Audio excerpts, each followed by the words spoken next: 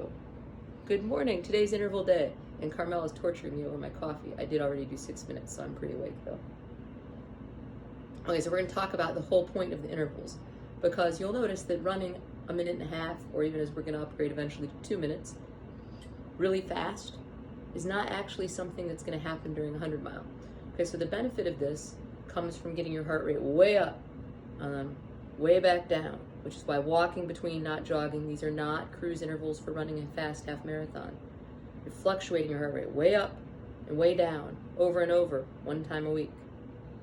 I know, hills is a little like this, but hills are typically longer, so they're not quite the same. So in doing this, you trigger your body inside of your muscle cells, inside of the mitochondria in your muscle cells, to make more aerobic enzymes, more levels of them. These are super important to you actually being efficient and having endurance and not fatiguing. So we're doing them for a really good purpose. And so you need to focus on that going way up and coming right back down. And that's why the interval's short. If I make it too long, you're going to have to slow down to where your heart rate isn't really maxing out. Or, well, I mean, technically it's not maxing out, but getting very close to your max and then recovering. If you start jogging the rest, or if you start doing 4 or 5 minutes, you're going to lose intensity. The next reason we're doing such a short, intense thing, when you can increase aerobic enzymes with longer intervals to a point, is because there's a transmembrane transporter called MCT1.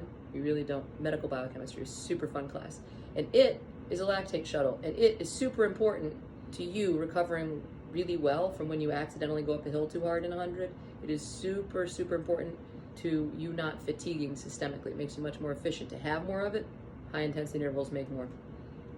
Okay, so back around too. We're fluctuating up and down like that. So you have to walk the rest. So there's going to be more benefit in doing 10 of these or 12 of these at 1.5 minutes than in trying to do a longer rep or jog more of the rest to make it more difficult. So if you're doing 6 of them, you need to be doing 8 now. You need to increase. If you're doing 8, do 10. If you're doing 10, do 12. At 12 is where we draw the line and say past that, most people are going to start to just lose too much intensity. I do know a guy who was doing occasionally 16 by 400 meter repeats as like a once a month workout, but he was also trying to get his marathon time from like, I think 2:21 down to 2:18 for the Olympic trials qualifying time. Can't remember the exact men's times. I'm not a road runner, but that was his goal, was to make that, just shave like 4 minutes off of his crazy fast marathon. So that's a pro runner workout. We're not going to do that because most of us will lose intensity at that level. But if you find out looking up that it's a thing, it's a thing. Just, there's no purpose. When you get good at doing 12 and you're getting a decent distance, then we'll make it 2 minutes. We'll never get longer than 3 minutes because that gets silly. And 3 minutes times 10 or 2 minutes times 12 is about the max out for being constructive with this workout. At that point, you're only working on how intense you can go. Okay, next last thing, and then otherwise the videos can get long and boring. What was the last thing? Oh yeah, your watch should tell you, if you go and look at your actual workout, if you're using a watch to timer you, or even Strava, it should be able to tell you, if you actually have it beeping at you, how far you went in each of your fast intervals. I don't care how far you go in the slow intervals. If you actually just stand around and shake your legs out, I don't care, as long as you recover your heart rate. It will tell you how far you got in each of your fast ones. And they will not all be identical. What most people will see is that the early intervals are longer. So we were just looking at Carmel's, poor Carmel, now I'm gonna abuse her. And her third one, she got, of 2 minutes, she got 0.28 miles, right? But on her 6th one, she went 0.25. I'll post it so you can see it. She stayed at 0.25 through the 10th one of this 2 minute repeats. I got a little tired. Now, that's a very normal thing and very reasonable. However, for absolute best results and for absolute discipline on getting more aware of what your body can and can't do and having in your head what you're doing and how to hold back, really those 0.25s should have been the first 3 or 4 intervals, and then the fastest intervals should have been in the last 3. It's very hard to do the last one fastest. I try for it. I often miss by like 0.01 miles.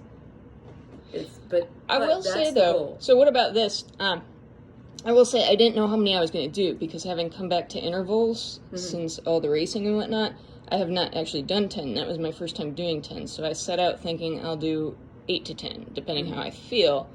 And what was it? It was like at number 8 that they started to get down, but it was an out and back for me. So And that's going to happen too. Like, should you know how many intervals you're doing before you start, or is it okay to... Sometimes I don't. Because last week I was like, maybe I'll do 12.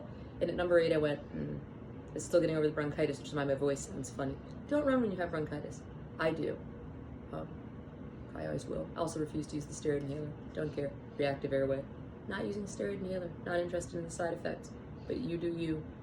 And so I've completely lost my train of thought. Right. So when I decided at number 8 that 12 wasn't happening because of where my body was at, I went ahead and tried to push those last 2. Regardless, though, if you don't know if you're doing 8 or 12, but your third one is your fastest, you still over pushed a little. Gotcha. Yeah. If you're aiming at 10, and then, so, because, yeah, you should still be able to hold fairly steady. And you're gonna mess this up a whole bunch. I messed this up. And I've done this workout, I don't even know how many times. A lot. I've been doing intervals. I started doing intervals before I would do short, like, little 1-minute repeats back when I did other things like rugby and roller derby, because I already knew that they provided a cardiovascular benefit, that they basically made me fitter and a little more fatigue resistant. So I was playing a tournament or something, I wouldn't get tired as fast as other people, which is an advantage. You can be bigger and stronger, but if you're way more tired, you don't have much advantage anymore. And the last question, I think you've kind of already answered it. So let's say you're setting out to do like 12 for the first time, and around like 10, you notice they're getting slower. Should you go ahead and do 12, or is the benefit lost at that point? The benefit is not lost unless, if you get to the point where you are doing it really slow, like you're just slogging, you can barely even push to proper out of breath because your legs hurt too much. You're not strong enough to do that many yet. And it's okay. Like, this is definitely a learning curve, and most of us are way far out from our first 100. And also, you might be a person that only gets to 10 that are really solid, and that doesn't mean you can't run 100 miles. Well, finish. There's much hiking in hundreds. I always say run them. I think unless you're like, well, Camille Herron or somebody, you don't run the whole 100. Most of us don't. And Courtney DeWalter does that on some courses. But on a hilly enough course, even she doesn't do that. So, anyway, there's lots of hiking. There's lots of long cutoffs. If your goal is just finishing, we're working at getting your system as efficient as possible. So the goal is not, even though there's suffering at intervals and hills, the goal is not how badly can you suffer. The goal is how well can you meet that workout target of fluctuating your heart rate way up and way down and doing it in an even fashion and getting aware of your own abilities. How well can you do that skill? Because learning to know what your body's capable of and getting that heart rate fluctuation are the two things that are the goals of the workout. The goal is actually not just to maximize how much pain you can be in. It's going to feel like that sometimes. It's not actually the goal. All right. That's it? That's it.